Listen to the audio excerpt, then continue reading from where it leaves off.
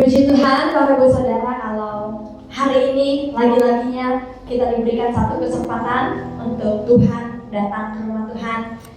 Mari sama-sama kita mau memberikan yang terbaik buat Tuhan Yesus malam hari ini, yaitu hati kita, penyembahan kita.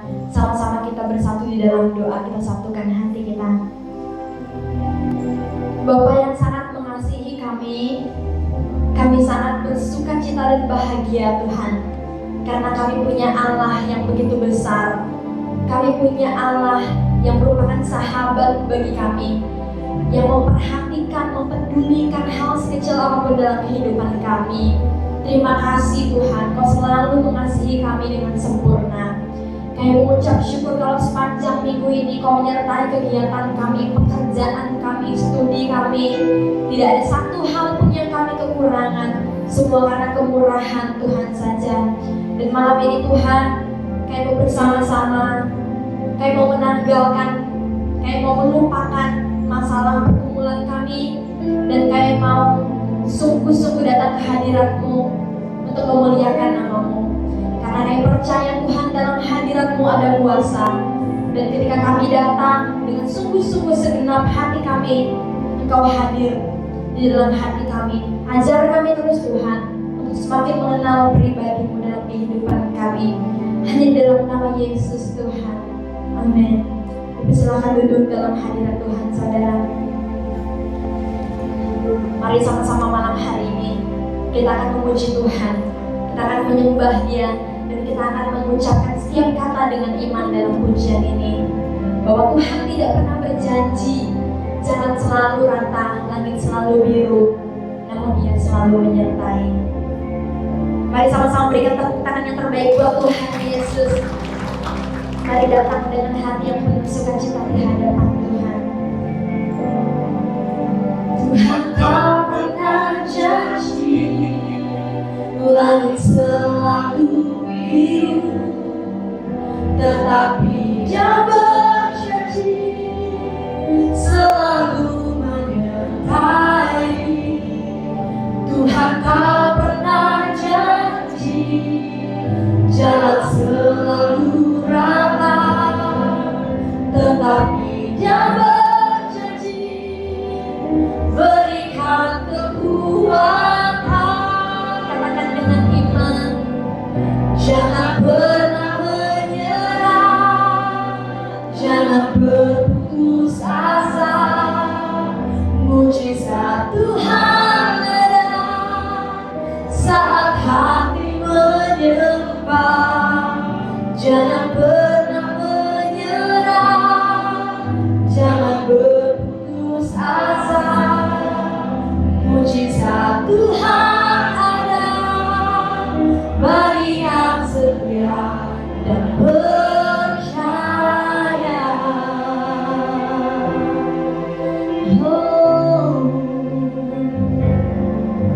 Tuhan tak pernah janji langit selalu biru, tetapi Dia berjanji, amin, selalu menyertai.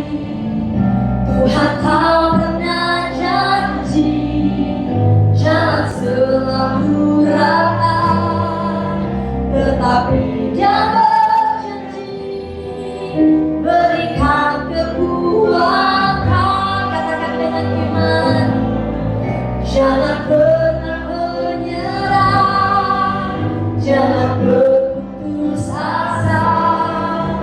Mujizat Tuhan ada saat hati menyembah. Jangan pernah menyerah, jangan berputus asa. Mujizat Tuhan ada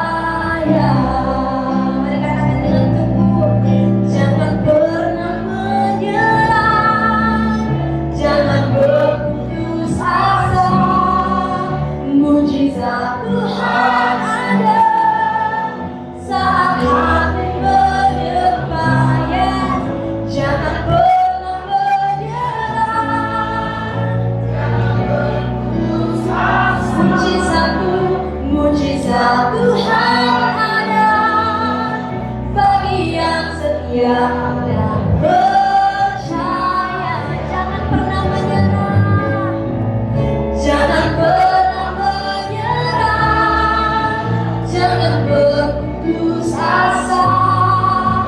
Mujizat Tuhan ada saat hati menyembah.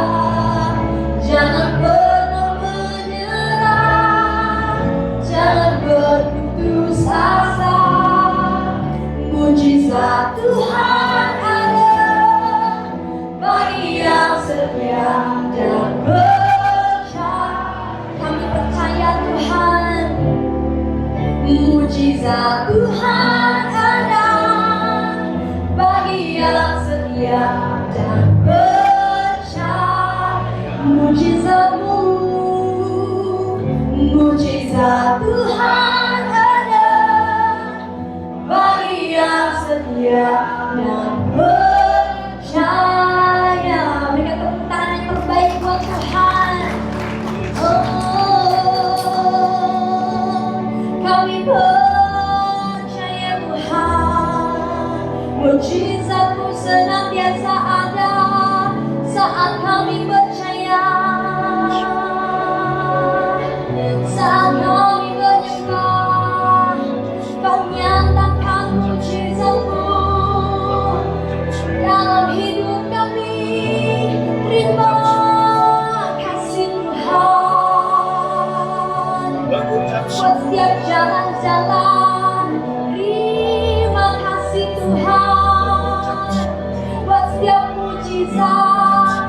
Terima kasih Tuhan buat kasih-Mu, buat cinta-Mu yang Kau limpahkan pada setiap kami. Kami berucap syukur dengan segenap hati kami, mengucap syukur di hadapan-Mu, mengucap syukur atas pribadi-Mu yang mengasihi kami.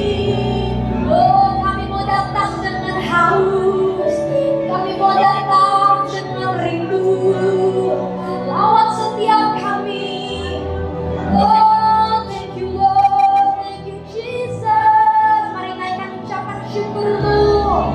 Terima kasih. Aku mengucap syukur, aku bersyukur Tuhan. Aku bersyukur buat setiap kesempatan, setiap waktu yang masih Kau berikan. Kami mengucap syukur.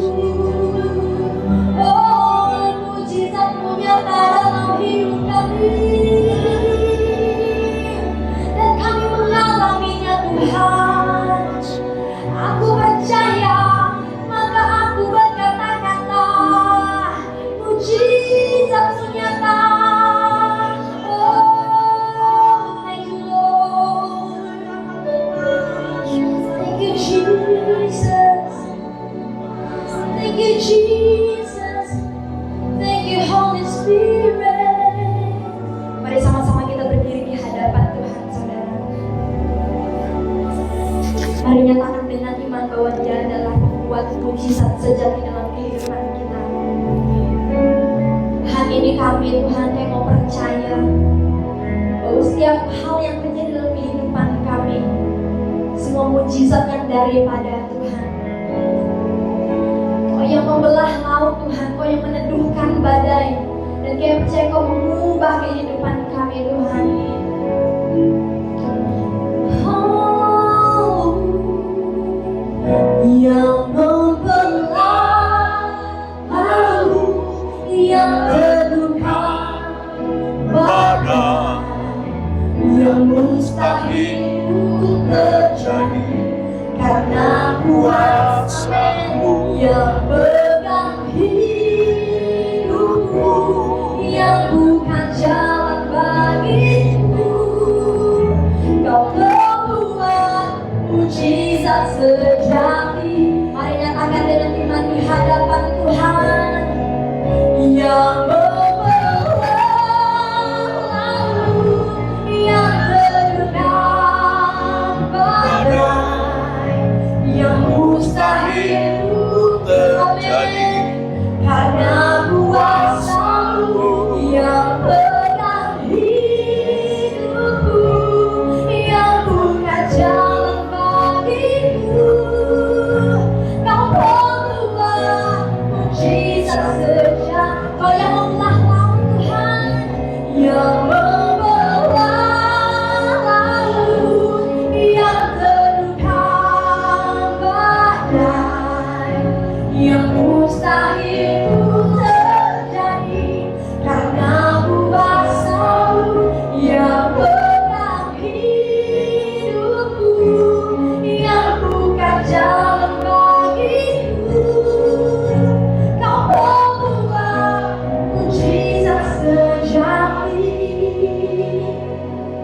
yang membelah laut yang terduga, badai yang mustahil terjadi karena kuasa yang pegang hidupku, yang bukan jalan bagiku.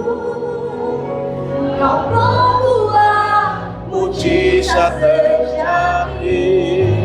Oh, yang membelah, kami percaya Tuhan, Yang terluka Kau sanggup melakukannya Tuhan, yang mustahil pun terjadi karena kuasa sembuh yang benar. Kau pegang hidup kami, yang bukan jalan bagiku.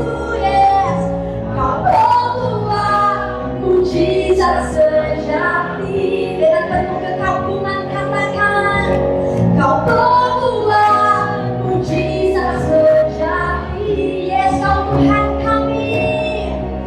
Kau membuat mujizat sejati. Kita tepuk tangan yang terbaik buat Tuhan. Haleluya. Kau membuat mujizat yang sejati Tuhan. Sekalipun keadaan kami saat ini Tuhan seperti tidak ada yang bisa kami lakukan. Mungkin keluarga kami belum sungguh-sungguh menerima Engkau Tuhan, tapi kami percaya di dalam nama Yesus ada kuasa yang besar. Kau sanggup membelah laut, Kau sanggup meneduhkan badai, Kau sanggup mengubahkan keluarga kami Tuhan, mengubahkan keadaan kami Tuhan, dan Kau membawa kami mengenal-Mu lebih lagi. Tuhan, saat ini kami mau berkata, kami mau mengikuti-Mu Tuhan, kami mau menjadi murid-Mu yang setia. Katakan dengan sepenuh hatimu, mengikut Yesus, itulah kesukaan hatiku. Ku lepas semua hakku untuk mengenal kehendaknya. Ini kerinduan kami Tuhan, mengiring Yesus, itulah kekuatan hidupku.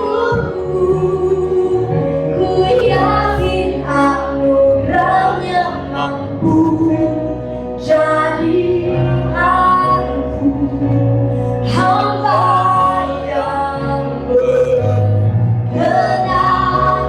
Kami mau mengikuti-Mu Tuhan, mengikut Yesus, itulah kesukaan hatiku. Ku lepas semua hakku untuk mengenal kehendaknya.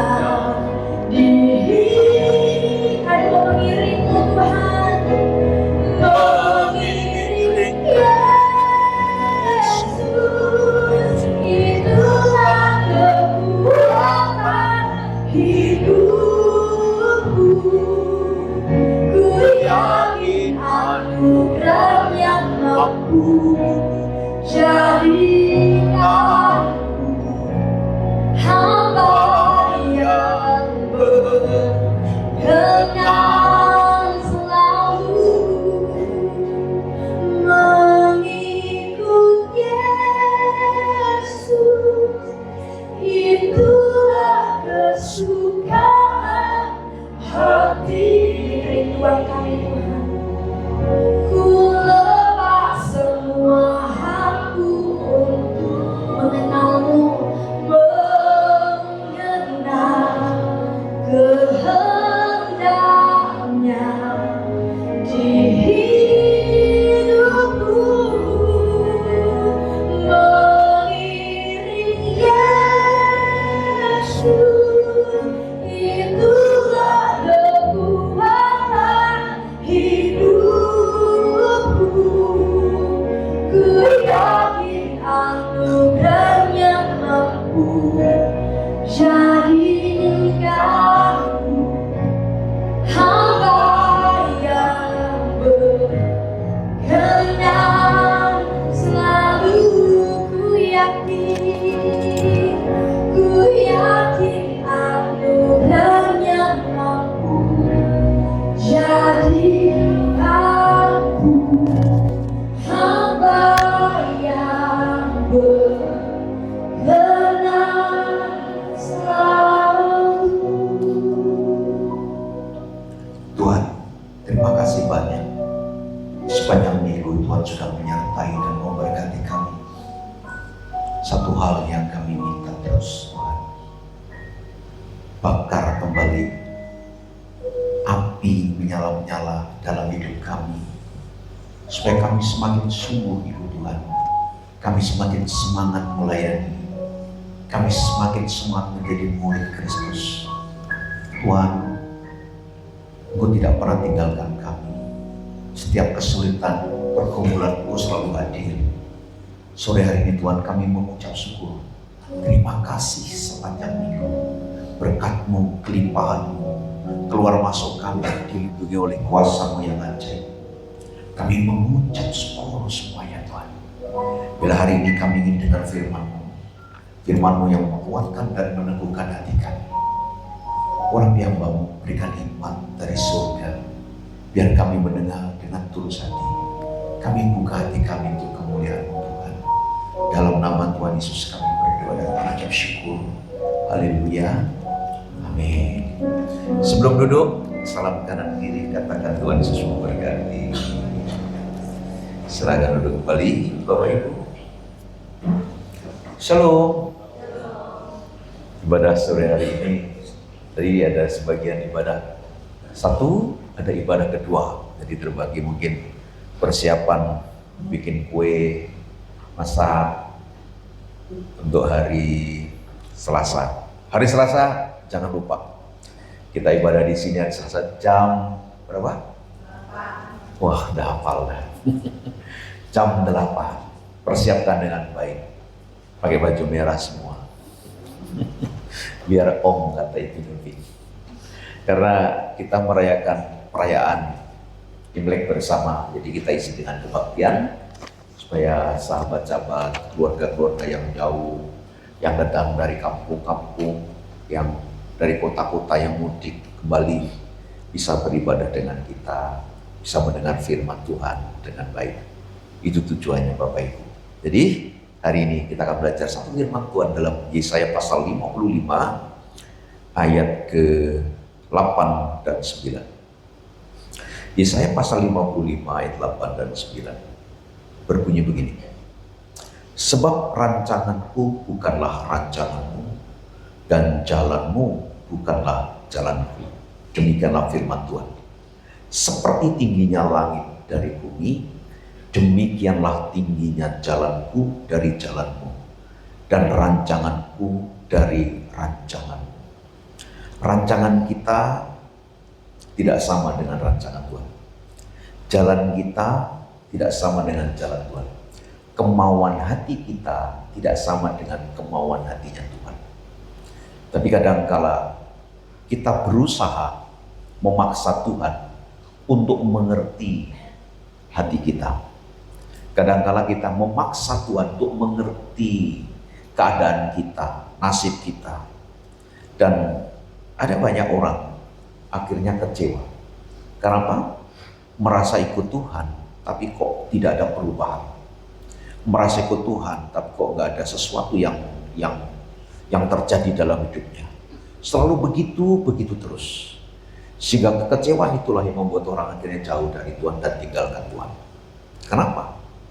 Karena mereka belum mengerti jalan Tuhan itu seperti apa, rancangan Tuhan itu seperti apa dalam hidup kita orang percaya. Kenapa banyak orang kecewa, banyak orang tinggalkan Tuhan, bahkan murtad tinggalkan Tuhan? Kenapa mereka tidak mengerti jalan Tuhan? Dipikir ikut Tuhan itu nyaman, baik, lancar, semua. Harapan kita semua kan begitu. Baik, nggak ada masalah, nggak ada gangguan kesehatan, nggak ada masalah keuangan, nggak ada masalah keluarga, anak istri baik-baik, anak kerja baik-baik, uang melimpah-limpah. Tapi tidak sesuai apa yang kita inginkan. Justru sebaliknya, semakin ikut Tuhan kok semakin ada masalah, semakin sulit, semakin susah. Karena apa? Jalan Tuhan itu beda dengan jalan kita. Pikiran Tuhan berbeda dengan pikiran kita. Jangankan kok kita berbicara tentang yang lebih tinggi dari Tuhan. Kita saja suami istri kadang punya pikiran tidak sama. Betul nggak? Istri, coba kalau istri kita lagi pergi suami istri. Sayang, kita mau makan di mana? Jawabnya apa? Terserah. Saya pernah ngalami begitu. Nanti kalau aku minta ini kamu tidak mau. Kalau kamu minta ini aku tidak mau. Gimana? Ya udahlah, kita makan terserah saja. Nah itu. Pikiran kita kadang tidak sama. Pemahaman kita kadang tidak sama. Walaupun kita sudah satu daging, tapi tidak sama. Apalagi Tuhan. Cara Tuhan dengan cara kita tidak sama. Kecenderungan manusia itu memilih jalan pintas, jalan enak, tidak ada lika-liku, tidak ada pergumulan, tidak ada kesulitan. Makanya setiap pendeta datang ke rumah pendeta, doakan supaya bisnis saya lancar, kesehatan saya bagus, anak-anak saya bagus, selalu begitu. Itu tidak salah. Tapi kadang-kala itu di luar prediksi kita.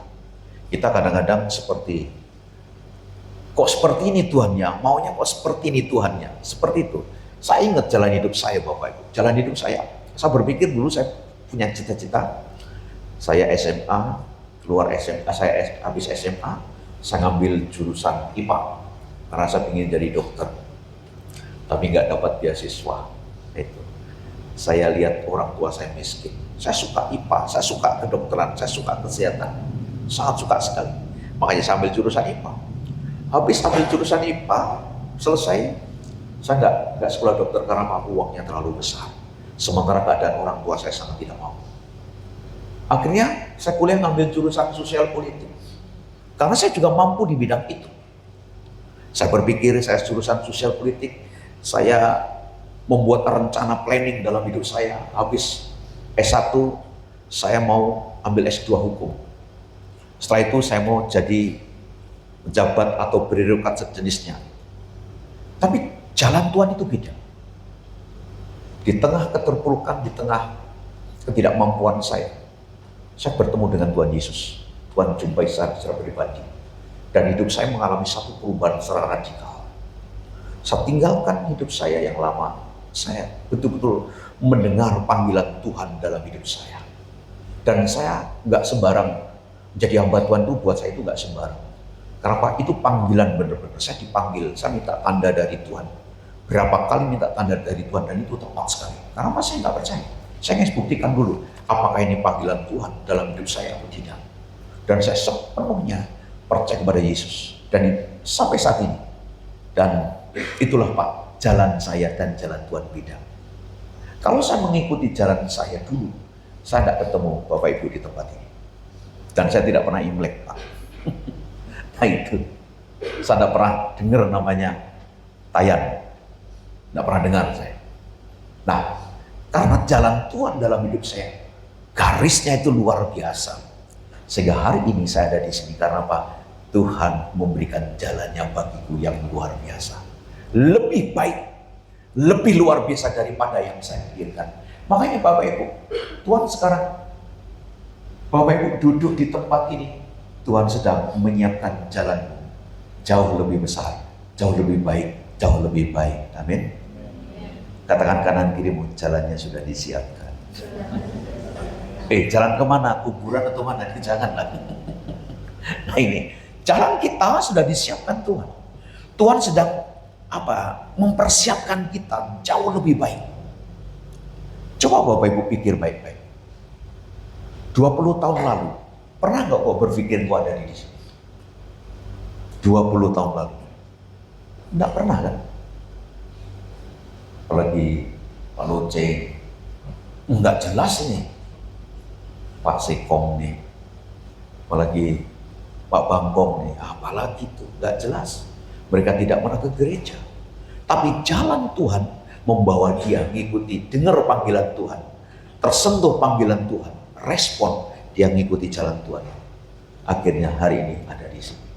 Amin. Karena kita ada di sini karena apa? Tuhan tunjukkan jalannya supaya saudara dan saya dipersiapkan lebih baik lagi untuk kemana? Pulang ke rumah Bapa. Amin. Kita semua kan pulang kan? Kita dipersiapkan untuk pulang. Nah, Alkitab menulis dengan jelas bahwa perjalanan dengan Tuhan itu tidak gampang. Penuh liku, penuh derita. Kalau ada orang berkata, oh ikut Tuhan Yesus tuh nyaman. Kaya, melimpah, tidak ada masalah, tidak ada penyakit. Itu kesalahan terbesar, Pak. Salah. Kenapa banyak orang kecewa? Karena menganggap Yesus itu seperti ATM. Tuhan Yesus itu seperti apa itu? Sinterklas.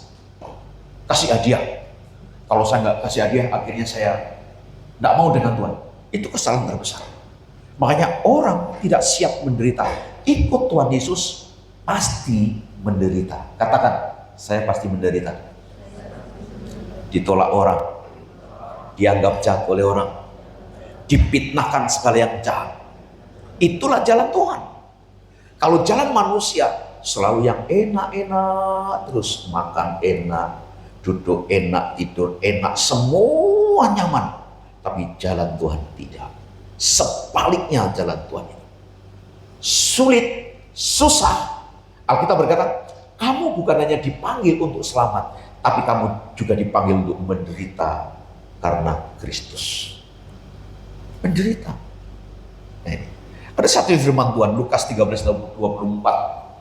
Lukas 13:24, 25. Mari kita baca di sana. Kita baca 2-3. Jawab Yesus kepada orang-orang di situ, berjuanglah untuk masuk melalui pintu yang sesak itu, sebab aku berkata kepadamu, banyak orang akan berusaha untuk masuk, tetapi tidak akan dapat. Susah kan jalannya? Susah. Banyak orang percaya Tuhan, tapi tidak mengikuti jalan Tuhan. Banyak orang mengaku dirinya percaya kepada Tuhan Yesus. Betul. Setan pun juga percaya, karena setan juga punya iman. Tapi setan gemetar, tapi kita tidak. Manusia tidak. Nah, Tuhan katakan dengan jelas, banyak orang akan berusaha untuk masuk, tapi tidak akan dapat. Kenapa? Memahami jalan Tuhan itu salib, pikulah salib. Kalau kamu benar-benar muridku, kamu harus pikul salibku. Tidak nyaman, tidak enak. Kita disalahartikan orang, kita dianggap jahat oleh orang, kita dianggap fanatik, kita dianggap nggak normal, kita dianggap gila, kita dianggap nggak kompromi dengan apapun yang dilakukan oleh orang-orang di luar sana. Sehingga orang mengecap kita tidak baik. Tapi Tuhan berkata, berbahagialah orang yang dianiaya oleh karena kebenaran, sebab engkaulah yang mempunyai kerajaan surga. Tetap bertahan. Itulah jalan Tuhan. Tidak enak. Jalan Tuhan tidak nyaman. Saya beritahu, ikan itu, apa itu? Air yang sangat jernih, pasti tidak banyak ikan. Kecuali di kolam. Lain kan? Air yang jernih itu tidak banyak ikan. Tapi air yang agak butek, agak coklat, pasti banyak ikannya. Demikian saudara. Kalau saudara semakin bersih, saudara semakin tidak banyak kawan. Kawan nongkrong mulai tinggalkan. Dulu kawan mabuk mulai menyinggir satu-satu. Kawan minum, kawan merokok, kawan inilah, kawan menuju ke daerah Pal sana mulai tinggalkan. Oh, kamu sudah jadi pendeta, aku tidak mau duduk dengan kamu lagi. Mulai tinggalkan apa? Semakin kau bersih, semakin tidak ada orang yang mengawali. Tapi bersihmu menjadi berkat bagi banyak orang. Amin. Jangan takut. Itulah jalan Tuhan. Tidak enak, tidak nyaman. Kata siapa jadi orang Kristen nyaman? Tidak nyaman. Kita ditolak, disalahartikan oleh orang. Ada dua macam jalan dalam dunia ini. jalan dalam dunia ini ada dua macam. Yang pertama, jalan Tuhan yang sebenarnya. Yohanes 14 ayat 6, mari kita baca di sana ya.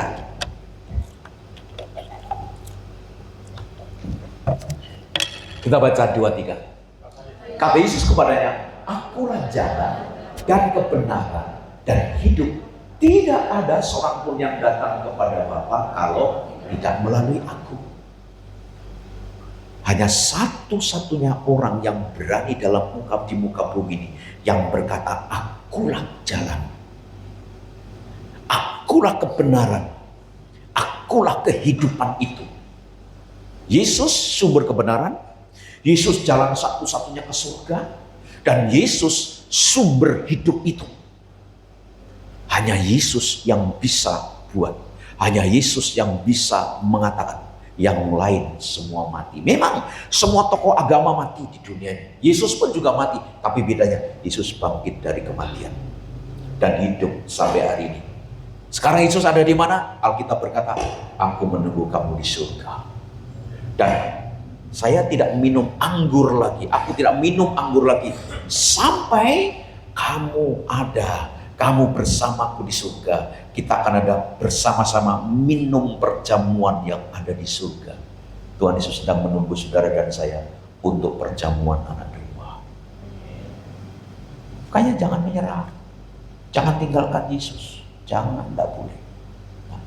Sumber kehidupan, sumber kebenaran. Di luar Yesus kita tidak bisa buat apa-apa. Yang kedua, mari kita lihat Amsal 14 ayat 12-13. Amsal 14 ayat 12 dan 13. Mari kita baca. 2-3. Ada jalan yang disangka orang lurus, tetapi ujungnya menuju maut. Di dalam tertawa pun hati dapat merana, dan kesukaan dapat berakhir dengan kedukaan. Ada jalan orang disangka lurus, menjanjikan, penuh tertawa, penuh kesukaan. Tapi ujungnya apa? Kedukaan. Ada orang menyangka, berpikir saya dapat jalan lurus, saya dapat hidup yang baik, saya dapat hidup yang luar biasa. Sangkaan orang, pikiran orang, tetapi ujungnya maut. Ini Pak, makanya mereka bisa tertawa, tetapi hatinya merana. Ada banyak kan orang tertawa, terkekek, tapi merana hati. Pernah nggak begitu Bapak Ibu? Kelihatan kita bahagia, kelihatan kita sukacita, tapi hatimu merana. Siapa yang merana? Kelihatan, waduh, tapi hatimu merana. Merana itu artinya merasa kesepian, merasa ditinggalkan, tidak ada harapan. Itu merana, kosong, betul-betul kosong. Nah, jalan orang menganggap saya sukacita, saya bersuka, saya tertawa, saya punya uang banyak, saya punya segala sesuatunya sudah saya kuasai. Tapi Pak, tanpa Yesus ujungnya maut. Tanpa mengikuti jalan Tuhan ujungnya maut. Nah ini, kadangkala kita tidak mampu memahami jalan Tuhan dan memaksa Tuhan untuk mengerti hidup kita. Ujung-ujungnya kita berpikir jalan Tuhan itu tidak masuk akal, rancangan Tuhan itu tidak masuk. Memang Pak, rancangan Tuhan dan jalan Tuhan selalu tidak masuk akal. Kalau itu masuk akal, itu bukan jalan Tuhan.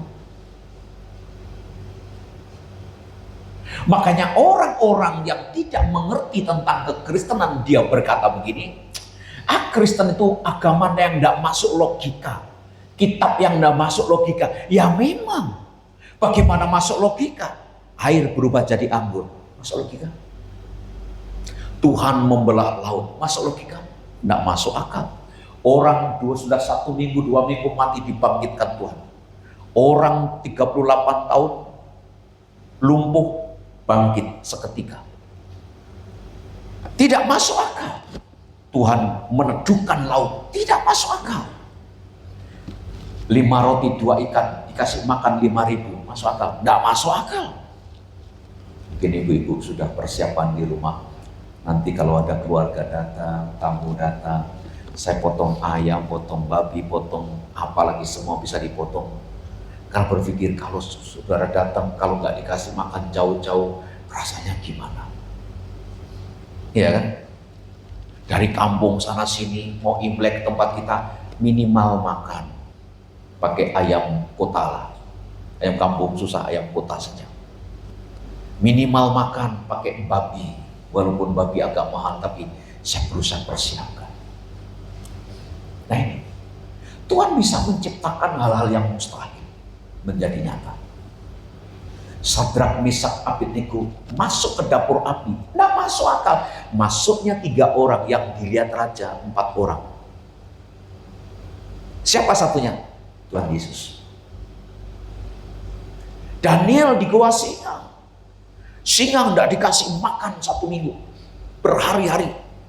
Ketika Daniel masuk ke situ, Tuhan katupkan singa seperti mulut kucing. Masuk akal? Nggak masuk akal. Makanya rancangan Tuhan, jalan Tuhan tidak masuk akal. Iman Kristen memang tidak masuk akal. Kalau masuk akal sesuai logikamu, itu bukan iman, Pak. Itu bukan Tuhan.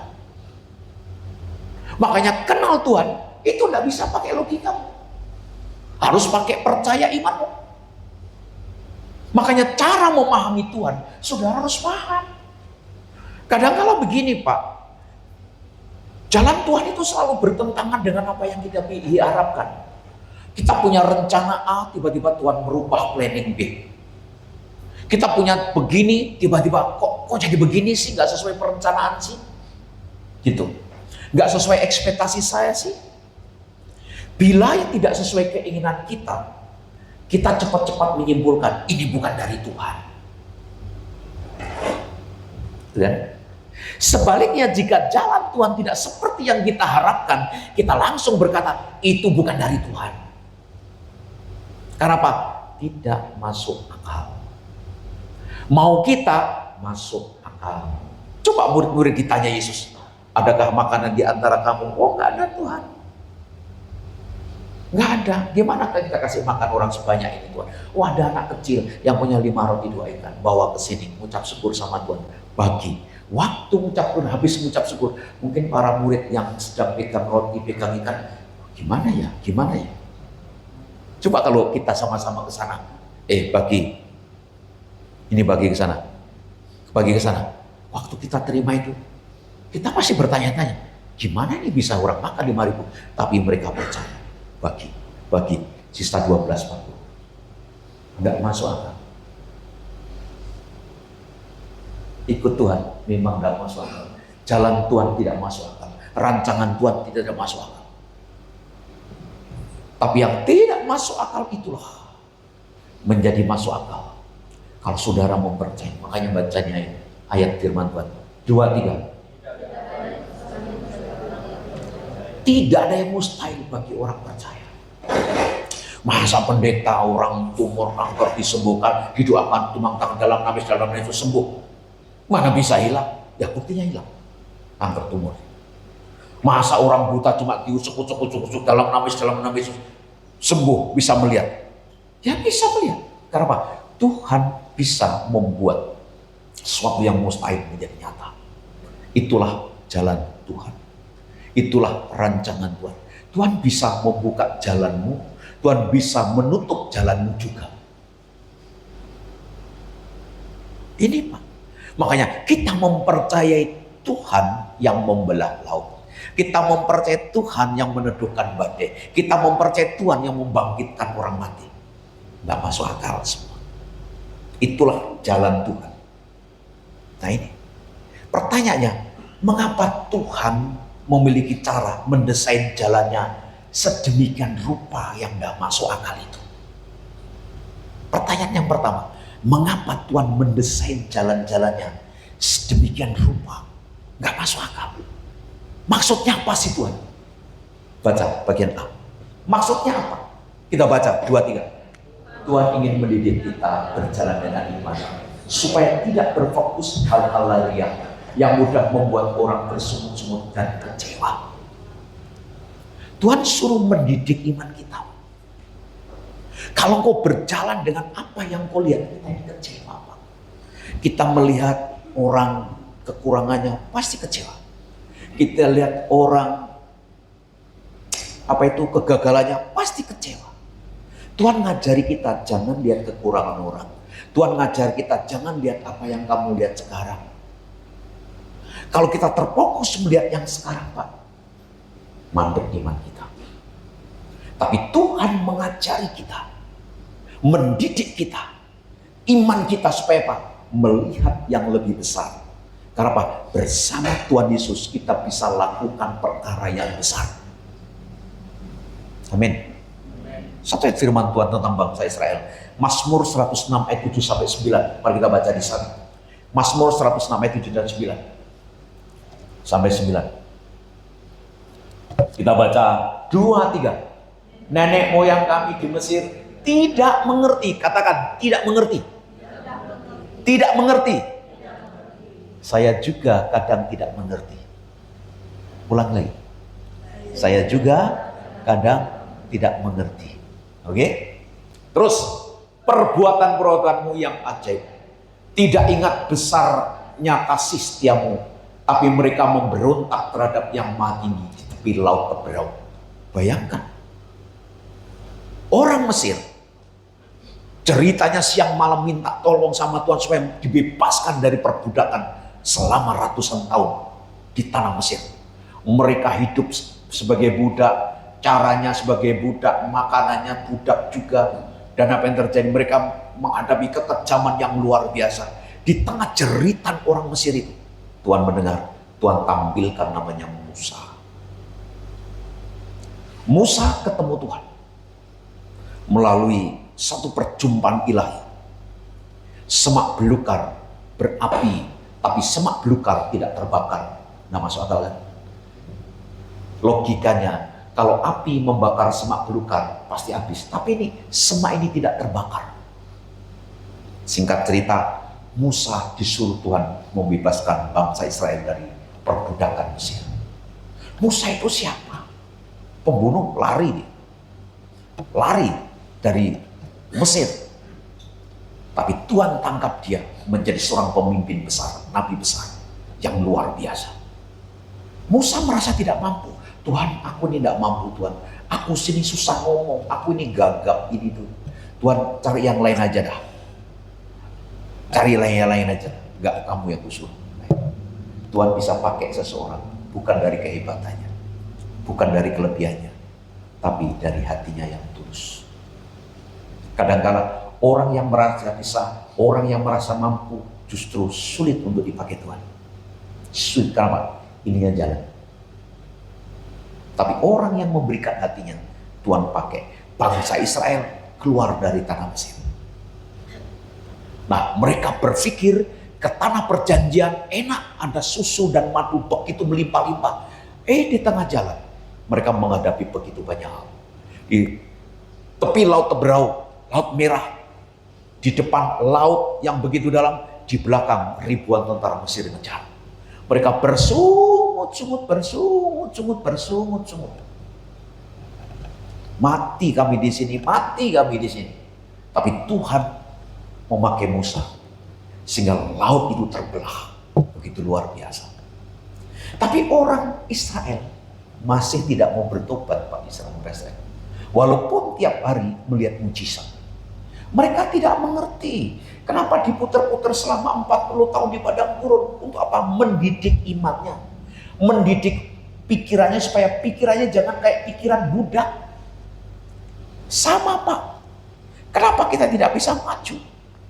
Kenapa? Pemikiran kita seperti pemikiran orang yang tidak kenal kebenaran. Kita selalu didakwa siang malam. Kamu berdosa, kamu berdosa, kamu berdosa, kamu berdosa. Itu terus. Itu yang memperbudak pikiran.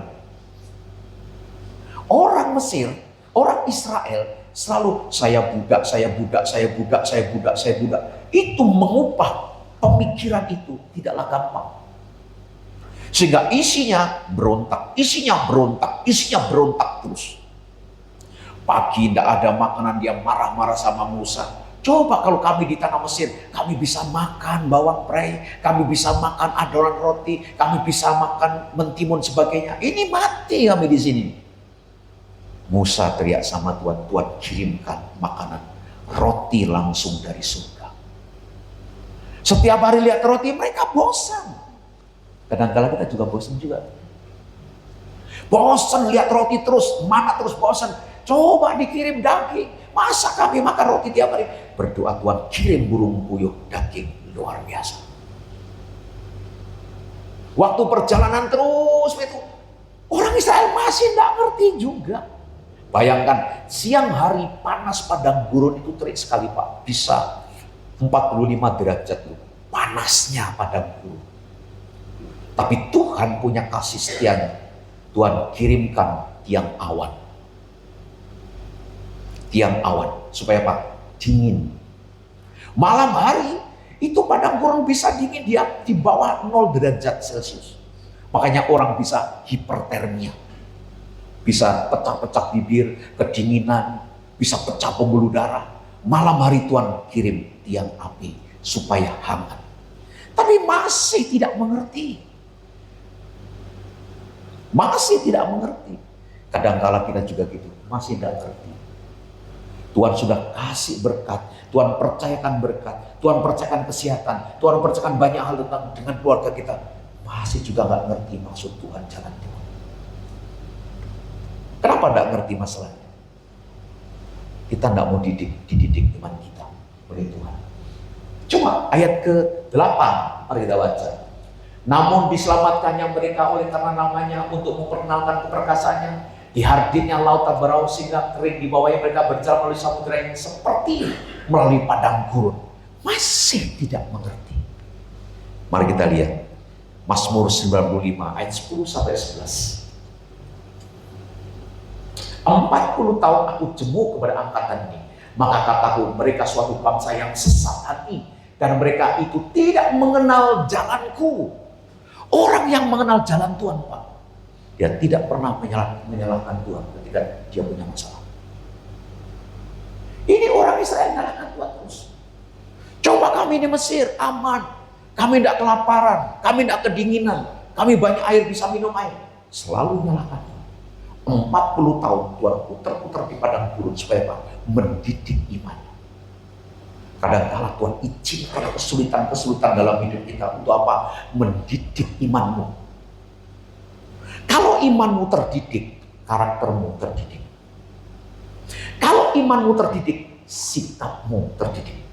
Kalau imanmu terdidik, cara ngomongmu terdidik, bicaramu terdidik, cara memperlakukan orang pun juga beda Pak.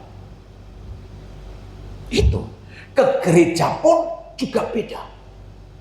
Respon ke gereja pun dia juga beda karena Pak, imannya terdidik. Pisau yang tajam siap motong daging.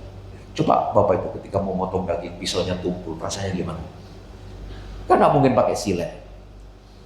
Nggak mungkin. Asah dulu sampai betul-betul. Tuhan ingin mendidik kita. Lewat apa? Kesulitan. Lewat apa? Permasalahan. Lewat apa? Lewat kita rasanya, aduh Tuhan aku tidak mampu lagi. Tuhan sebenarnya punya rencana mendidik kita. Ini Pak. Tapi orang tidak mau percaya Tuhan. Nah ini. Sebab itu aku bersumpah dalam murkaku, mereka tak akan masuk ke tempat perhentianku. Memang tidak masuk Pak. Yang masuk ke tempat, yang bisa masuk ke tanah perjanjian dari sekian juta orang, cuma 2 orang. Kaleb dan Yosua. Kenapa Kaleb dan Yosua bisa masuk? Karena Kaleb selalu dekat dengan hadirat Tuhan. Kaleb selalu menunggu Musa mendengar suara Tuhan. Jadi transfer spirit. Ini kalau engkau dengan Tuhan tidak serius, engkau akan jauh, semakin jauh, semakin terpuruk hati. Ketika engkau semakin terpuruk, semakin tidak ada jalan, semakin tidak mengerti jalan. Sulit sekali. Ini. Mari kita lihat satu ayat firman Tuhan dalam Amsal 3 ayat 11 sampai 12. Amsal pasal 3. Amsal pasal 3 ayat 11 sampai 12. 2, 3. Hai anakku, janganlah engkau menolak didikan Tuhan. Dan janganlah engkau bosan akan peringatannya. Karena Tuhan memberi ajaran kepada yang dikasihnya, seperti seorang ayah kepada anak yang disayanginya. Ini Tuhan izinkan kesulitan supaya engkau belajar. Tuhan izinkan masalah supaya engkau dididik. Supaya semakin dididik, semakin kuat, dan semakin kuat. Yakobus pasal 1 ayat 2 sampai 4, mari kita baca. Yakobus pasal 1 ayat 2 sampai 4, mari kita baca di sana. 2, 3. Anggaplah sebagai suatu kebahagiaan apabila kamu jatuh ke dalam berbagai-bagai pencobaan. Sebab dan biarlah ketekunan itu memperoleh buah yang matang, supaya kamu menjadi sempurna dan utuh dan tak kekurangan satu apapun. Ini engkau semakin matang, Mbak. Imanmu semakin dewasa, imanmu semakin matang, dan kau mengerti jalan-jalan Tuhan. Responmu kepada masalah yang kau hadapi menunjukkan engkau dewasa atau tidak di sini. Nah ini ada Ibrani pasal 12 ayat 11. Mari kita baca. Ibrani 12 ayat 11. Apakah bunyinya itu? 2, 3. Memang tiap-tiap ganjaran pada waktu ia diberikan tidak mendatangkan sukacita, tapi duka cita. Tapi kemudian ia menghasilkan buah kebenaran yang memberikan damai kepada mereka yang dilatih olehnya. Ini Pak. Memang gak nyaman. Siapa sih nyaman menghadapi masalah? Gak nyaman. Masalah keluarga, masalah apa? Kita gak nyaman. Tapi Tuhan katakan, ada baiknya itu. Kenapa? Kita akan menjadi matang, kita akan menjadi tekun, kita menjadi lebih baik. Kalau enggak gitu enggak bisa. 2 Timotius 3 ayat 16 sampai 17. Mari kita baca di sana. 2 Timotius pasal 3 ayat 16 dan 17. Kita baca 2, 3.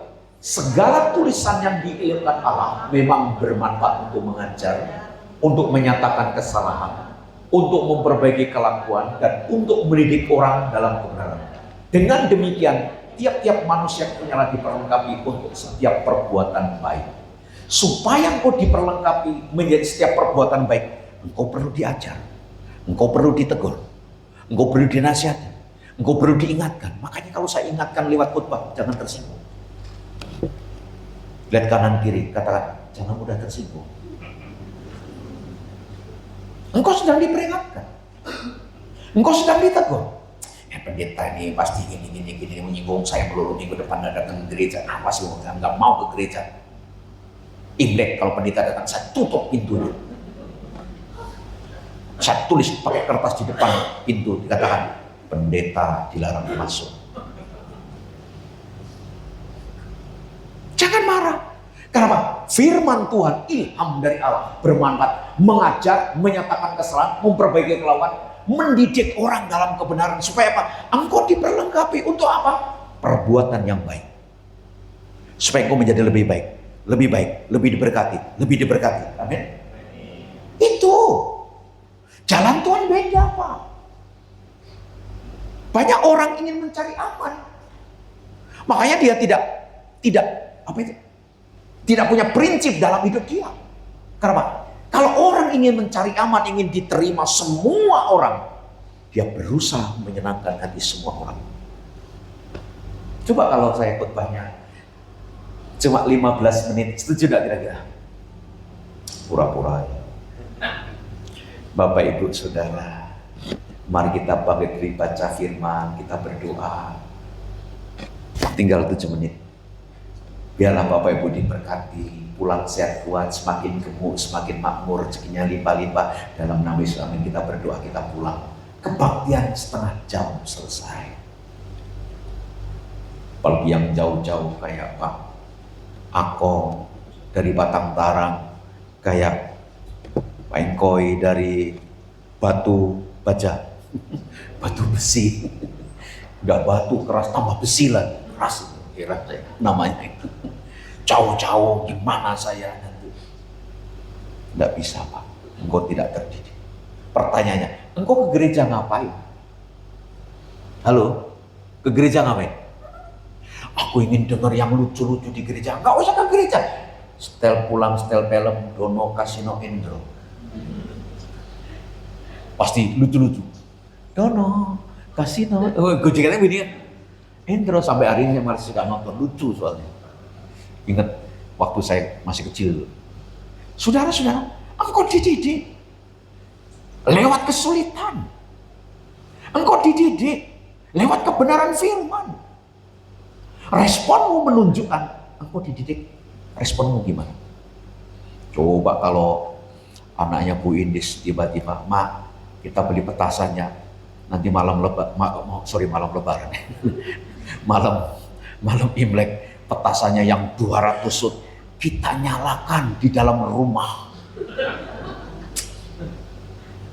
Pasti kamu bisa itu gitu. Kebakarlah rumah itu. Karena Tuhan juga didik kita, Pak. Supaya jangan jadi anak-anak gampang. Ibrani 12 ayat 7 dan 8. Mari kita baca. Ibrani 12 ayat 7 dan 8. Apa isinya itu? Mari kita baca. 2, 3. Jika kamu harus menanggung ganjaran, Allah memperlakukan kamu seperti anak. Di manakah terdapat anak yang tidak dihajar oleh ayahnya? Tapi jikalau kamu bebas dari ganjaran yang harus diderita setiap orang, maka kamu bukan anak tetapi anak-anak gampang. Dengar khotbah 15 menit lah, gampang lah, nggak terdidik kok. Pendeta khotbah terlalu lama,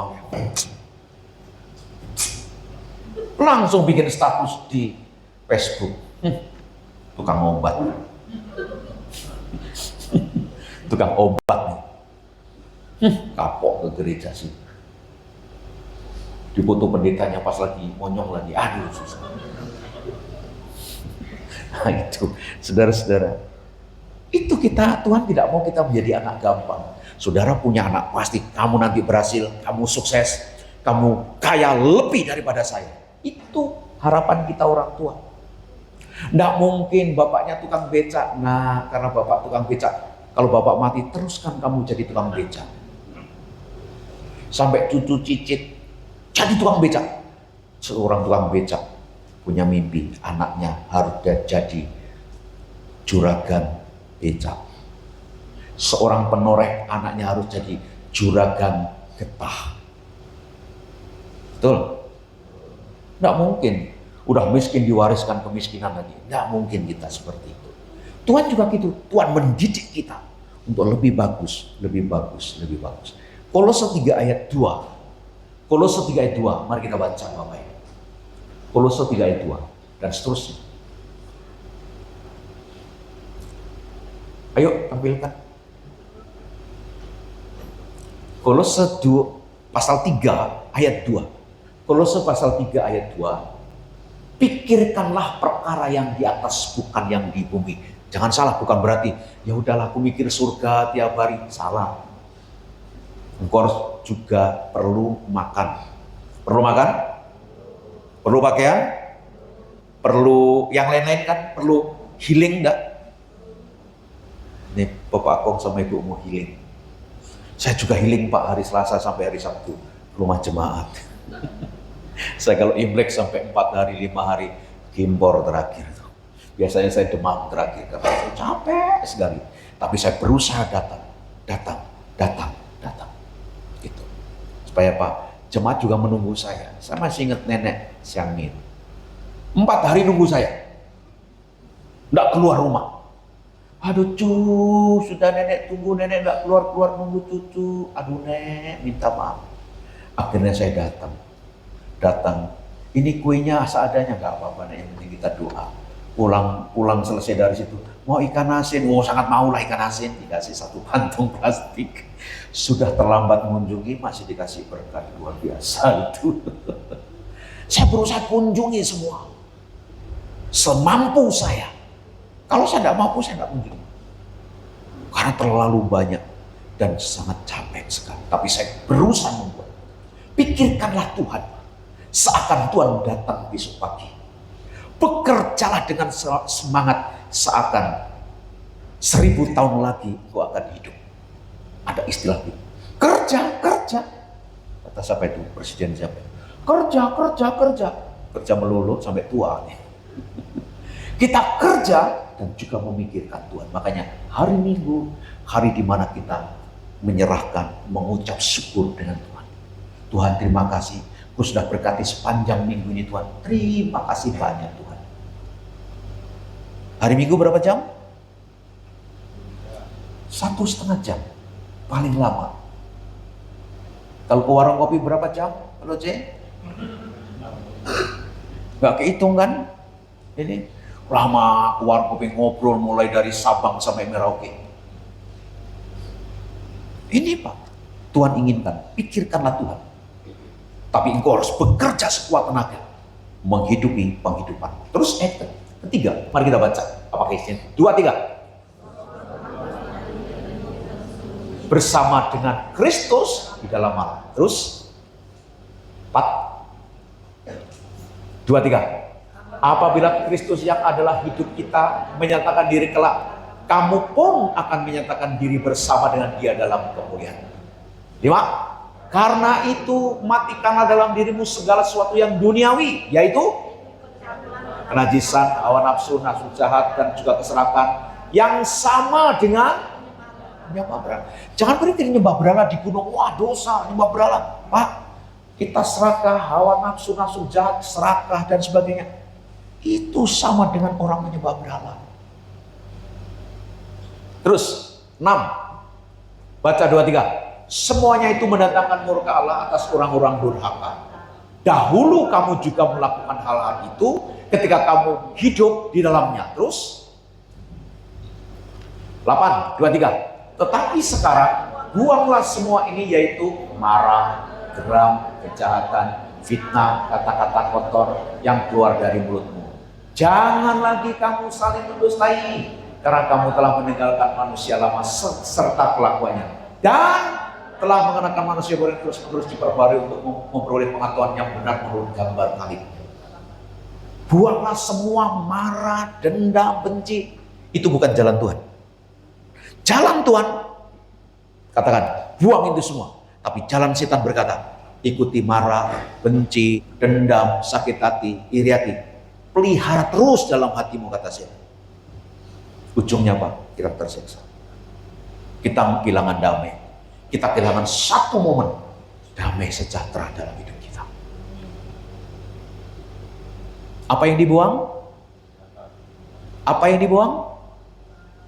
Ikuti kata saya harus buang kemarahan saya, dendam saya, iri hati saya, kecewa saya, kepahitan saya harus buang.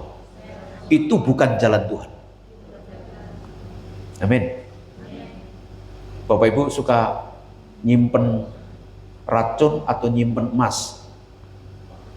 Ini racun disimpan Pak, tapi orang paling suka nyimpen ini.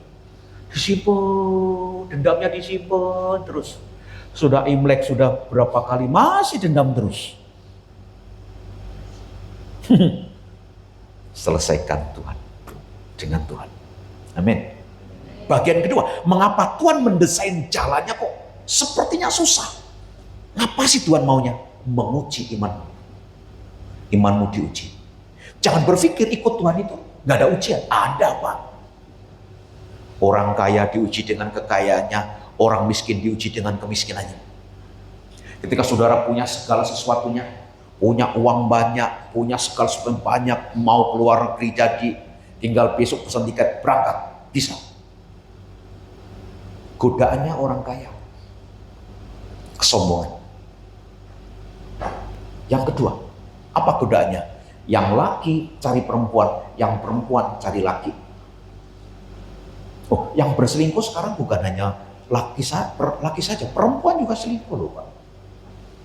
Ada. Godaannya orang kaya, tidak mau ditegur. Kenapa? Dia merasa kaya. Godaannya orang kaya, memperlakukan orang seenaknya. Kenapa? Dia mengukur dirinya sebagai orang yang paling harus dihormati. Godaannya orang miskin apa? Apa Pak godaannya orang miskin? Ayo. Ketika kekurangan, dia berusaha mencari jalan pintas supaya dia kaya. Lewat apa? Tuyul Mbak Yul. Ada loh Pak. Tetangga saya Pak, saya kasih ceritain. Tetangga saya itu beberapa minggu lalu lagi di rumah, tiba-tiba ada orang begini, ikut aku. Orang itu jalan pakai tongkat, jalan di situ jadi susah. Jalan Pak, jauh Pak, cuk. Rupanya dibawa setan.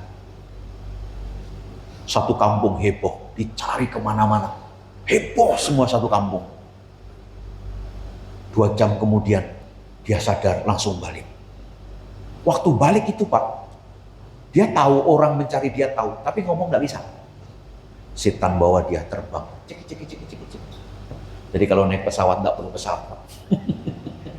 Setan terbangkan dia, langsung duduk di rumahnya. Dia cerita di bawah setan. Tetangga saya sampai 3 hari 3 malam di bawah setan. Persis di film-film Indosiar. Dulu namanya apa film yang hantu-hantu itu ada. Ya kayak gitu Pak. Faktanya seperti itu. Nah, orang miskin itu godanya apa? Supaya ingin cepat kaya. Membuat kaya dengan cara bermacam-macam. Gunung Kawi lah. Orang berkata Gunung Kawi itu tempat wisata, kata siapa? Paman saya ke Gunung Kawi, anak istrinya mati. Cari kekayaan. Karena Pak, saya tinggal dekat Gunung Kawi, nggak jauh. Jadi saya tahu. Ada dulu kawan saya cerita, tinggal di situ, nggak jauh dari situ. Dia kan orang Kristen Pak. Nyopir ceritanya, nyopir bis. Orang rombongan ke sana. Beberapa puluh tahun lalu. Nyopir bis. Mereka ketika pulang, ketika lihat di spion itu, bis itu di spion orang-orang di belakang lagi ngobrol sana sini. Yang dilihat itu bukan kepala orang. Orang itu kepalanya babi semua. Pingsan Pak. Ini kejadian nyata ini. Kenapa? Orang ingin cari jalan pintas. Dan setan pun menyiapkan jalan pintas itu. Tapi tebusannya apa? Nyawa. Makanya bersyukurlah orang dalam Tuhan. Engkau makan sepiring nasi, bersyukur. Engkau ada lauk ayam, bersyukur. Lauk babi, bersyukur. Daun singkong, taluk, bersyukur karena Tuhan. Hari ini kau sehat, bersyukur sama Tuhan. Hari ini kau duduk di tempat ini, mengucap syukur sama Tuhan. Amin. Bersyukur Pak. Markus pasal 4 ayat 35, 41. 35 sampai 41. Pada hari itu waktu hari sudah petang, Yesus berkata kepada mereka, marilah kita bertolak ke seberang. Tuhan menguji iman para murid. Marilah, itu Tuhan yang suruh. Ayo kita pergi ke sana. 36, apa yang terjadi? Mereka meninggalkan orang banyak itu lalu bertolak dan membawa Yesus beserta dengan mereka dalam perahu, di mana Yesus telah duduk dan perahu-perahu lain juga menyertai dia. Lalu mengamuklah taupan yang sangat dahsyat dan ombak menyembur masuk dalam perahu sehingga perahu itu mulai penuh dengan air. Bayangkan, mestinya logikanya kalau Tuhan yang nyuruh nggak ada ombak, perahu nggak tenggelam. Oke? Logikanya kalau saya ikut Tuhan, saya tidak sakit, saya tidak kekurangan, saya tidak punya hutang, saya tidak ini, tidak itu, tidak susah, tidak ini. Logikanya begitu. Logika kita. Makanya ada orang ngeledek kita, katanya Tuhannya orang Kristen berpuasa, buktinya lu gak berubah. Buktinya lu masih gitu-gitu aja. Buktinya lu masih miskin. Buktinya lu masih begitu-begitu. Ada orang ngomong begitu. Nah ini yang Tuhan nyuruh malah menghadapi badai. Perhatikan, terus 38, mari kita lihat apa isinya. Pada waktu itu Yesus sedang tidur di buritan di sebuah tilam. Maka murid-muridnya membangunkan dia dan berkata kepadanya, Guru, engkau tidak peduli kalau kita binasa. Bayangkan dalam ombak begitu besar, angin besar. Yesus tidur dengan tenang. Perhatikan. Yesus sedang tidur di buritan di sebuah tilam. Dia tidak, ayat ini tidak ngomong, jangan ditambahin ya, dosa. Yesus tidur sampai ngorok, nggak ada. Saking tenangnya. Saudara kalau tidur tenang, Biasanya ngorok. Lelah ngorok, Yesus tenang. Kenapa Yesus begitu tenang? Yesus sedang mengajari kita. Reaksi para murid itu apa? Ditunggu reaksi para murid. Reaksinya apa? Guru, engkau tidak peduli kalau kita binasa. Kadang-kala kita berkata, Tuhan, engkau tidak peduli dengan saya. Sama-sama katakan, Tuhan, engkau tidak peduli kita binasa. Kadang kita berkata, Tuhan, engkau tidak peduli dengan saya. Tuhan, tinggalkan saya. Doa saya belum dijawab, Tuhan tidak dengar doa saya. Tuhan tidak peduli lagi. Awas kalau nggak jawab doa saya tidak mau ke gereja. Terserah Tuhan. Terserah nye. Betul. Kadang-kala kita kayak gitu. Sikap kita kayak para murid. Yesus tenang. Kenapa Yesus tenang? Yesus sedang mengajarkan bagaimana iman itu bisa bekerja di tengah badai. Artinya, saudara harus tenang. Lihat kanan kiri, tenang. Jangan tidur. Saking tenangnya kena AC. Meleleh air liur di bajunya berbentuk huruf haleluya. Saudara capek sepanjang hari, kena AC pasti ketiduran. Nah, dengar baik, Yesus tenang. Dia berkata, ia pun bangun menghardik angin itu dan berkata kepada danau, diam, tenanglah. Lalu angin itu reda dan danau itu menjadi teduh sekali. Kalau kita tidak tenang, kita tidak bisa berdoa. Ketidaktenangan kita membuat saudara tidak bisa tidur. Kalau sudah nggak bisa tidur, ambil kopi, minum kopi lagi, nonton TV, matikan TV. Pada Tuhan nggak bisa tidur lagi. Tuhan inginkan ketenangan. Hanya dekat Allah saja aku tenang. Daripadanya lah keselamatan. Amin. Hanya dekat. Apa lagunya lupa saya? Ada dua macam hanya dekat. Yang keras sama yang lembut. Udahlah nanti nyanyi. Oke, Bapak Ibu perhatikan. Terus, udah ayat selanjutnya jangan ditulisin. Oke. Terus apa? Lalu Yesus berkata kepada mereka, mengapa kamu begitu takut? Mengapa kamu tidak percaya? Kenapa Yesus tanya begitu? Yesus ingin mendengar teriakan mereka. Tuhan, walaupun ini mau tenggelam, kami mati di danau ini, tapi kami bersama-sama dengan Kau, kami tidak takut. Yesus ingin dengar itu sebenarnya. Tapi tidak satupun yang begitu. Mereka teriak, diuji imannya. Waktu saudara diuji iman, Tuhan, aku tahu, aku sedang berjalan bersamamu. Aku tahu kesulitan ini ada di depan mata saya, tapi aku tahu Tuhan yang besar selalu mendampingi saya. Pasti Dia buka jalan saat tidak ada jalan. Amin. Percaya itu, Pak. Terus mereka menjadi sangat takut dan berkata kepada yang lain, siapakah gerangan orang ini sehingga angin danau pun tak kepadanya? Pak, masih bertanya, siapakah orang ini? Padahal tiap hari bersama Dia. Kadang-kala kita bertanya gitu sama Tuhan, masa Tuhan ini saya selalu begitu. Siapakah gerangan orang ini? Padahal tiap hari bertanya Dia. Artinya dia tidak mengenal Yesus itu seperti apa. Dia tidak mengenal jalan-jalan Tuhan seperti apa. Pak, semua orang punya masalah. Semua orang punya kesulitan. Tapi ingat, kita tidak boleh teriak, Tuhan, kami binasa. Tuhan tidak peduli dengan kami. Yang Tuhan ingin respon dari kita ketika menghadapi, Tuhan, aku percaya Engkau besertaku. Pasti Tuhan buka jalan. Tapi pasti Tuhan buka jalan yang terbaik. Aku hanya berdoa, memohon, menyembah-Mu saja Tuhan. Aku percaya pasti Tuhan buka jalan. Pasti. Nyatakanlah keinginanmu dalam doa, permohonan, dan ucapan syukur. Amin. Lihat kanan kiri, katakan, jangan menyerah. Terus, mari kita belajar hari ini. Bagian kedua, bagaimana saya bisa memahami jalan Tuhan itu? Yang pertama, Pak, ikuti Sang Gembala.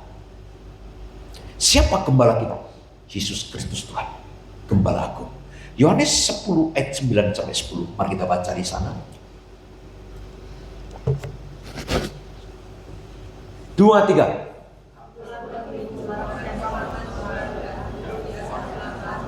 Dan ia akan masuk dan keluar menemukan padang rumput. Terus pencuri datang hanya untuk mencuri dan membunuh dan membinasakan. Aku datang supaya mereka mempunyai hidup dan mempunyai dalam segala kelimpahan. Selain diselamatkan, hidup bicara keselamatan, saudara, diberikan namanya kelimpahan. Katakan sama saya, aku tidak pernah kekurangan. Aku semakin diberkati. Amin. Pernah kekurangan Bapak Ibu? Pernah. Tapi sekarang masih ada beras kan di rumah kan?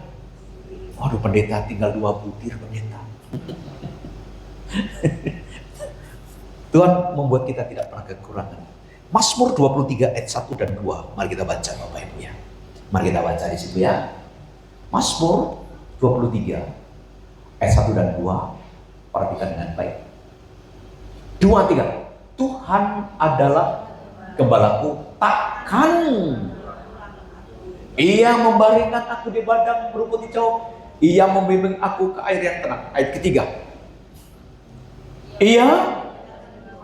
Ia menuntun aku di jalan yang benar oleh karena namanya. Sekalipun aku berjalan dalam kegelapan, aku tidak takut bahaya sebab Engkau besertaku. Gadamu dan tongkatmu itulah yang menghibur aku. Apakah? Firman menghibur kita, menguatkan hati kita. Ini Pak, ikuti sang gembala. Ayat 14, perhatikan. Yohanes 10 ayat 14, apakah isinya itu? Yohanes 10 ayat 14, 2, 3. Akulah gembala yang baik, dan aku mengenal domba-dombaku, dan domba-dombaku mengenal aku. Tuhan mengenal Bapak Ibu. Niat dan cita-citamu Tuhan tahu, Tuhan kenal. Isi dompetmu juga Tuhan tahu. Amin. Uangmu hari ini banyak, Tuhan juga tahu. Engkau lapar sambil duduk kedinginan kena AC, Tuhan juga. Makanya pendeta jangan lama-lama khotbah, udah lapar gitu ya. Celele bakso sudah nunggu saya di luar. Tuhan tahu semuanya Pak. Tuhan mengenal dirimu. Makanya saya kalau berdoa itu unik Pak ya. Saya kadang-kadang dia ngomong di hati saya, Tuhan, makasih. Tuhan, terima kasih semuanya. Makasih, mengucap syukur semuanya Tuhan. Kalau bukan Tuhan, tidak bisa seperti ini. Tuhan tahu saya punya kesulitan, Tuhan tahu saya punya tantangan, tapi aku percaya Tuhan lebih besar daripada tantangan itu. Tuhan tahu membawa aku kemana. Bapak Ibu, satu hal yang sering saya minta kepada Tuhan, Tuhan berikan aku hikmat, berikan aku kuasa, urapan yang lebih besar untuk mempersiapkan umatmu pulang ke surga. Sedang dipersiapkan untuk pulang ke surga. Amin. Di surga nanti kita kenal gak kira-kira? Kenal Pak Panggong? Besok kenal. Tapi kita tidak bicara, ini steam gimana steam? Gak ada steam di sana. Pak Panggong gak ada lagi. Ini jualan harga sayur, harga babi, harga kambing, gak ada di sana. Gak ada peti mati di sana Pak, orang hidup semua. Kita kenal, saling mengenal. Suami istri saling mengenal, tapi tidak bicara tentang rumah tangga lagi. Tidak bicara tentang kotor listrik, udah habis. Nggak ada. Kita bicara tentang kemuliaan Tuhan. Kita kenal. Kenapa? Tuhan mengenal. Kenapa Tuhan mengenal kita? Karena kita miliknya, ada darah Yesus ada di dalam hidup kita. Amin. Terus ayat ke 27, ayat 27, 28, 27, 28. Ikuti sang gembala. Perhatikan, kita baca sama-sama. Domba-dombaku mendengarkan suaraku, dan aku mengenal mereka, dan mereka mengikut aku. Dan aku memberikan hidup yang kekal kepada mereka, dan mereka pasti tidak akan binasa sampai selama-lamanya. Dan seorang pun tidak akan merebut mereka dari tanganku. Kalau kau mendengar suara Tuhan Allah, setan tidak bisa menyala, setan tidak bisa merebut. Pak, dengar dengan baik. Kadang saya pengen Bapak Ibu itu semakin terlibat pelayanan, semakin sungguh lagi. Kenapa? Satu kali sangkakala berbunyi, kita ini sama-sama mempertanggungjawabkan. Apakah saya diangkat atau tidak? Dengarkan suara gembala. Firman didengarkan. Gembala agung Yesus Kristus, gembala kecil adalah saya di sini. Gembala kecil menyampaikan firman, kasih makan firman, supaya Bapak Ibu bertumbuh, Bapak Ibu kuat, Bapak Ibu berubah, dibimbing oleh hamba Tuhan. Makanya dengarkan hamba Tuhan. Kalau ada orang berkata, saya menghormati Tuhan Yesus, dengan hamba Tuhan tidak menghormati, nol. Saya taat kepada Tuhan, dengan hamba Tuhan tidak taat, nol. Tuhan suruh saya ke sini, ngikuti rancangan Tuhan saya di sini, ngikuti jalan Tuhan sampai di sini, supaya Pak, saya disuruh mempersiapkan Bapak Ibu dalam kematian menuju surga. Ini loh penting. Dengar suara gembala aku, yaitu firman Allah. Yang kedua, bagaimana kita bisa memahami jalan Tuhan? Harus dengan iman. 2 Korintus 5 ayat 7, 2 Korintus 5 ayat 7 dan 8. Mari kita baca. 2, 3. Sebab hidup kami ini adalah hidup karena percaya, bukan karena melihat. Ayat 8. Tetapi hati kami tabah dan terlebih suka kami beralih dari tubuh ini untuk menetap pada Tuhan. Walaupun Paulus dihajar habis-habisan, Paulus habis kapal karam digigit ular. Ketika digigit ular berkata, oh ini orang membawa sial. Dengan kamu kapal karam, adanya kamu sekarang bikin perapian, kamu malah digigit ular berbisa. Orang pada nunggu dia, oh jangan-jangan dia mati nih. Ular cuma dikebaskan begitu aja. Dan apa yang terjadi? Paulus tidak apa-apa, dan orang menganggap dia akhirnya menyembah dia seperti anak jiwa. Nah ini, kenapa? Paulus begitu menderita sekali, di penjara, dicambuklah, segala macam. Dia, tapi hati kami tabah, terlebih suka kami beralih dari tubuh ini untuk menetap kepada Tuhan. Kenapa? Dia tidak melihat yang sekarang. Walaupun aku dianiaya, walaupun aku dirajam, walaupun aku di penjara, di segala sesuatu yang jahat kepadaku, aku tetap setia kepada Kristus. Kenapa? Yang kulihat bukan sekarang. Yang kulihat adalah menetap bersama Tuhan selamanya. Ini Pak, ngikut Tuhan dengan iman, jangan perasaanmu. Kalau kau ikut Tuhan dengan perasaanmu, yang ada sakit hati dengan orang gereja, dengan pendeta sakit hati. Pasti. Gampang tersinggung, gampang marah. Banyak loh orang kayak gitu Pak. Itu tandanya orang itu tidak ngerti jalan Tuhan. Orang yang paham jalan Tuhan Pak, hatinya berubah. Karakternya berubah. Nah, harus dengan iman. Percaya walaupun tidak melihat. Itu. Walaupun tak dapat melihat. Apa lagunya nak? Dapat melihat semua rencana-Mu Tuhan. Tetap memandang padamu, Kau tuntun langkahku. Walau tak dapat berharap atas kenyataan hidupku, namun hatiku tetap memandang padamu, Kau ada untukku. Tuhan selalu ada untuk kita. Amin. Walaupun kita tidak melihat rencana Tuhan. Ada satu lagu tentang apa itu? Jalan Tuhan. Coba tampilkan. Ada waktu di hidupku, pencobaan berat mendekat. Aku berseru, mengapa ya Tuhan, nyatakan kehendak-Mu. Jalan Tuhan bukan jalanku, ku tak bimbang ataupun ragu. Nantikan Tuhan, janjikan semua indah pada waktunya.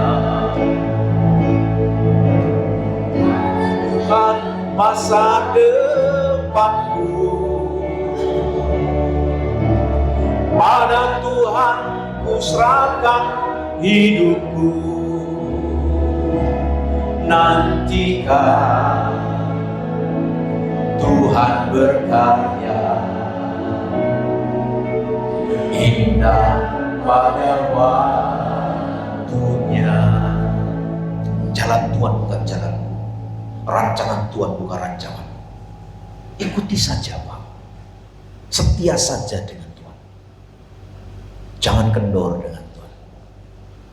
Ada satu lagu yang saya kasih sama ada apa? Lagu judulnya apa? Coba. Jejakmu Tuhan. Seribu tak mengerti jalan-jalan-Mu Tuhan, bagi bilang cara yang gelap. Tanpa seribu tanya, namun tetap percaya, jejak-Mu Tuhan sungguh sempurna. Ajarku memahami semua yang Kau ingini, agar hidupku puaskan hati-Mu. Bagiku aku rela sepenuh hati menghamba, serahkan diri genapi karya-Mu. Ajarku memahami semua yang Kau ingini, agar hidupku puaskan hati-Mu. Mari kita bangkit berdiri. Bagimu aku rela sepenuh hati menghamba, serahkan diri genapi karya-Mu. Sekali kita nyanyikan dari awal pujian ini. Sering ku tak mengerti jalan-jalan-Mu Tuhan, bagi bimbingan cara yang gelap. Tanpa seribu tanya, namun tetap percaya, jejak-Mu Tuhan sungguh sempurna. Ajarku memahami semua yang Kau ingini, agar hidupku puaskan hati-Mu. Bagimu aku rela sepenuh hati menghamba, serahkan diri genapi karya-Mu. Abraham disuruh Tuhan keluar dari Ur Kaldim, dan Abraham tidak tahu tempat mana yang ia tuju. Tapi Abraham taat, Bapak Ibu. Sama dengan kita. Kita tidak tahu masa depan kita seperti apa, tapi kita percayai janji Tuhan. Rancanganku bukan rancangan kecelakaan, rancanganku penuh damai sejahtera dan penuh harapan. Ayo dengarkan Sang Gembala Agung. Ayo berjalan dengan iman kepada Tuhan. Saudara tidak pernah kecewa. Pengharapanmu tidak mengecewakan. Mari tunduk kepala di hadirat Tuhan. Makasih Tuhan buat hari ini. Tuhan, kadangkala kami jujur tidak ngerti cara-caramu, tidak ngerti jalan-jalanmu Tuhan. Kadangkala kami paksa Tuhan untuk mengikuti jalan kami. Padahal Tuhan inginkan berikan yang terbaik bagi kami. Tuhan ingin mendidik kami, Tuhan menguji iman kami. Tuhan rindu kami ikut Sang Gembala Agung, tinggal dalam firman dan firman di dalam kami. Dan kami harus hidup dengan iman, berjalan dengan iman penuh ketaatan seperti Abraham, taat walaupun tidak tahu kemana ia harus pergi. Tapi kami tahu segala sesuatu dari Dia, untuk Dia dan kembali kepada Dia. Hidup kami daripadamu, untukmu, dan kami akan kembali kepadamu Tuhan. Terima kasih menyerahkan umatmu dalam tanganmu pada sore hari ini. Berkati mereka, teguhkan mereka, kuatkan mereka. Kalau hari-hari ini mendapati jalan yang berliku-liku, jalan yang penuh onak duri, kuatkan, teguhkan mereka. Damai sejahtera Tuhan yang itulah yang menandai kami bahwa kami berjalan dalam rencana Tuhan. Tuhan, hamba berdoa, kuatkan, teguhkan mereka. Yang di YouTube Tuhan berkati, yang menonton siaran hari ini, Tuhan tolong mereka, kasih Tuhan menyertai mereka. Terima kasih Bapa, dalam tangan-Mu serahkan mereka. Dalam nama Tuhan Yesus kami berdoa dan mengucap syukur. Haleluya, amin. Kita akan berikan bersama untuk Tuhan. Silakan Bapak Ibu duduk. Jalan Tuhan kita nyanyikan. Ada waktu Di hidupku pencobaan berat mendekat. Aku berseru, mengapa ya Tuhan, nyatakan kehendakmu. Jalan Tuhan bukan jalanku, ku tak iman atau ku ragu. Nanti kan Tuhan jadikan semua indah pada waktunya. Mari kita bangun berdiri bersama-sama. Pada Tuhan masa depanku, pada Tuhan serahkan hidupku. Nantikan Tuhan berkarya indah pada waktunya. Kami bersyukur kepada Tuhan di sepanjang Tuhan ini telah Kau berkati kami pada malam hari Tuhan. Kau boleh berkati kami dengan firman-Mu, dan dengan firman-Mu pada malam hari Tuhan boleh Kau menerangkan dalam hati kami supaya kami tetap taat dan setia kepada Kau ya Bapa. Terima kasih kepada Tuhan, berkatilah hamba Tuhan yang telah menyampaikan Tuhan, dengan Kau berkati dan tambahkan hikmat kepada kepala kami, supaya semakin hari kami tetap diberkati dengan firman Tuhan, tetap menguatkan kami Tuhan, tetap setia dan melayani Kau Tuhan. Terima kasih Tuhan, pada malam hari juga kami bersyukur Tuhan, di mana kami boleh diberi kesempatan untuk mengabadikan apa yang telah kami dapat sepanjang minggu ini Tuhan. Berkatilah tangan-tangan yang telah memberi Tuhan, kiranya berkat dan kelimpahan berada di dalam bagi mereka semua dan keluarga mereka. Terima kasih ya Bapak, kami sangat bersyukur di mana kami boleh kembali minggu depan supaya kami tetap setia untuk bersama Engkau ya Bapak. Terima kasih Tuhan, kami serahkan semua ini hanya di dalam nama Tuhan Yesus Kristus. Kami syukur dan berdoa, haleluya, amin. Kita berbeda. Aku percaya berkat-Mu melimpah. Aku percaya berkat-Mu atasku melimpah. Kebajikan, kemurahan selalu mengikutiku. Ku puji, ku sembah, oh Tuhan. Katakan aku percaya. Aku percaya. Berkat-Mu atasku melimpah. Kebajikan, kemurahan selalu mengikutiku. Ku puji, ku sembah, oh Tuhan. Ke dalam tangan-Mu gembala aku, hamba serahkan domba-domba-Mu ini. Berkati mereka, lindungi mereka, penuhi kebutuhan mereka. Dan aku percaya, jauhkan mereka dari segala yang jahat.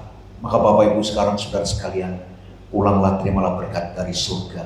Kasih karunia Bapa, kemurahan Tuhan Yesus, dan dalam pertolongan Roh Kudus turun ke atasmu, memberkatimu mulai malam hari ini sampai Dia datang menyebut kita di awan-awan. Dalam nama Tuhan Yesus Kristus kita terima berkat dengan iman. Amin. Amin.